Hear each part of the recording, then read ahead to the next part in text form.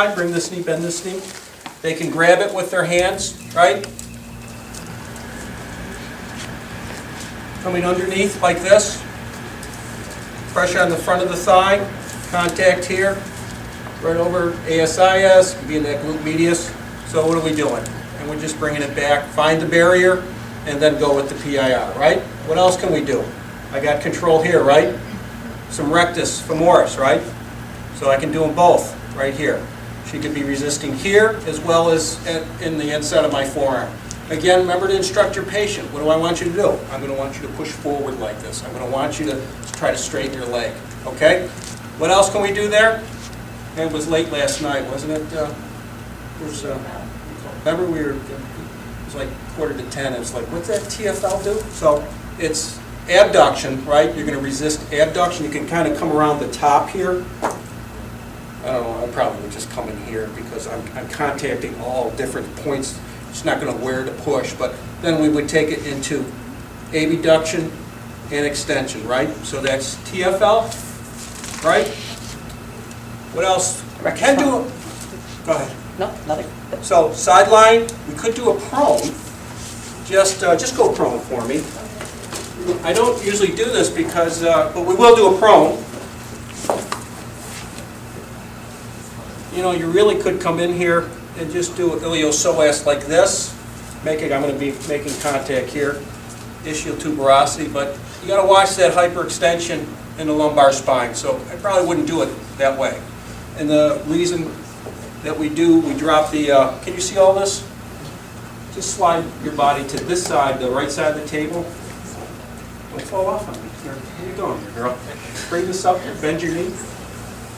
Remember this one? Foot flat on the ground. I don't have very good positioning here, but all right. Kind of torqued and doing kind of funny stuff here, but you get the idea here, right? We can get the rectus in this position. Again, I'm going to make contact here, and it's going to come up, find the barrier, and then do your PIR, or whatever type of stretch we're going to, we need to do more aggressive. Okay? Was there another option there? Is there another one? You can come on up. I think that's it. First one. Okay.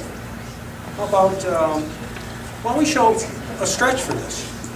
Okay. Home stretch. Home stretch. Show us one. You know what, I'll instruct you. Okay. Couple ways I would do this. I'd get you on your knees. Make sure your patient has good, decent knees. Come down on your Step knees. 2, here, can you come back this way because it's probably a little close to the camera here. Okay.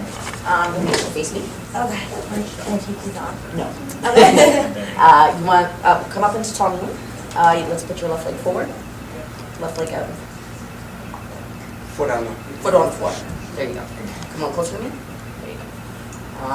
You know what? For the camera, switch sides. So right. There you go. And then all you're going to do is you're going to lunge forward this way. But she's going forward with it, so she's actually getting no excursion from her hip. So what I want you to do is a little pelvic thrust, and then you're going to lunge forward into it, looking for stretching in front of your left. Yes, no? Like that? Yeah. Feel stretch? Yeah. Yeah. And then back home. I would keep stretches dynamic, unless they're going to stretch and go to bed. So, and I would kind of probably usually dose of 5 or 10. You can do the same thing standing. I'm going to get you stand up.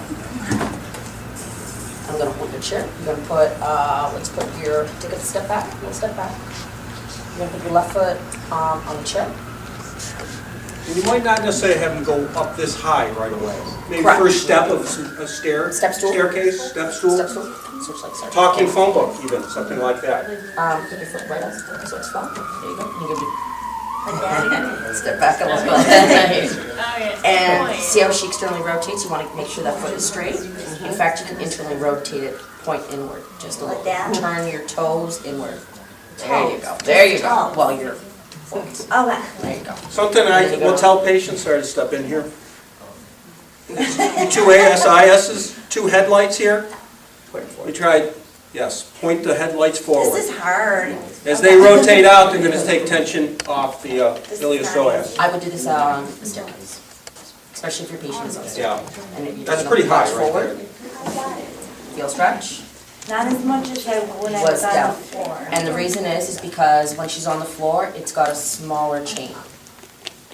would you need someone to pull them in this case? No, they would be on a staircase, support. That's all. And something watch, a lot of times I'll have them say reach with their kind of sternum, so they're not bending over and flexing like Right. that. Or You you- kind of go forward and lunge kind of more through the chest. I want you to push through your hips, squeeze your butt, keep your heel on the floor. No, you're bending forward a little bit too much, but that's It's like, that. kind of like that. There you go. Heel on the floor. Yeah. You gotta remember the kinetic chain. Kinetic chain is that if you have a lack of dorsiflexion, you are going to be tight in your psoas. So you will try to stretch someone's psoas, but if they cannot dorsiflex through their ankle, they will always be tight in their psoas. It doesn't matter how they stretch. They're gonna be tight once again. Okay. Can we tweak that? Lateral bend? I don't with think some she, I don't rope? think she Yeah, I can. don't think she, can we get someone else to do this, just to see how to tweak this a little bit It's more? really good on one leg. Glad I'm off the hook. It was, it wasn't me. I don't. The lateral bend. So, Guys, just try to keep it, because I don't know what that camera picks up, okay? 'Cause it may be it's hard to okay. hear There you go. something. Nice and stable. Foot forward. Foot forward. Forward. Turned in slightly. By internally rotating, you'll get a little bit more of your psoas. You want to do a little pelvic push through your pelvis as you lunge forward. You feel like you get any stretch into the front of your thigh. Okay. So, kind of a Gary Gray principle. You, when you look at your muscle fibers, cadaver dissection, muscles don't all run parallel. There's 3 dimensions of moving: sagittal plane, transverse plane, frontal plane.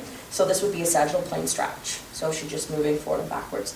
If you want to introduce a different plane of motion, you can take arm up over the side, and as you lunge forward and then come back, feels a little different.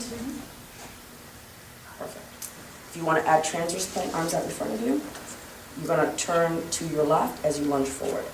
Bigger stretch. And then forward again. And back off. So, it would be on and off.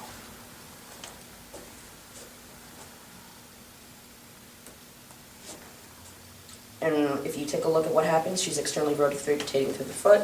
So once again, straighten that foot up, slightly internally rotate it. In. There you go. And try it again. Feels tighter? Perfect. That's 3-dimensional psoas stretching. So the neat thing about it is you've got a little QL in there if you're doing a little bit frontal plane, if you're tight through the lats. So you get a lot of big bang for your buck. You're also getting some calf stretching as well. Some people won't even feel a psoas stretch even if they're tight, because once again, if they're lacking dorsiflexion because of gastrocs or their subtalar joint, you might not overshoot it. That's when I'll get them down on the floor. So the 3 planes of motion you could also do on the floor. It's the exact same thing. Good. That covers it. Good. How about, want to stay up here and do hip capsular stretch? Sure. 3 different ones? Okay. Anterior, well, 2 versions of the anterior and 1 posterior.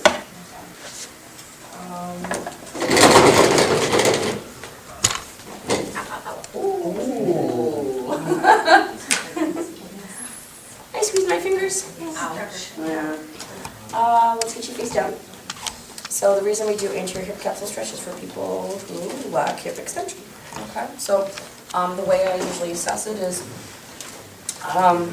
with knee flexion, you'll start to see that there's some translation to the lumbar spine. And while I'm here, I would basically also assess medial inferior and posterior. This is for medial inferior, and you actually see she's a little tight. She's a little tight through the medial inferior hip capsule because when I bring her over, she doesn't have pure translation through the hips. What's happening is it's dragging her lumbar spine with her. Do the same thing on the other side. Her bilaterally, usually, and once again, she's pretty tight on the side. So just so I'm not standing in front of the camera, I'm going to have you move over to your. I'll do her right anterior, but then middle inferior left. Going to get you to move. Actually, you're fine. Sorry. So this is right anterior. Right anterior. I'm going to externally rotate the leg. My hand placement is greater, lateral to the ischial tuberosity on the femur, femoral head. Right anterior superior lateral capsule. Perfect. And it's just a P to A. And if the pressure that, how I know where I kind of am is as I'm pressing down, I feel that the leg wants to return back to a more neutral position. And I'm just going to wind up the capsule by taking it into a little external rotation. Do you feel that into the front of your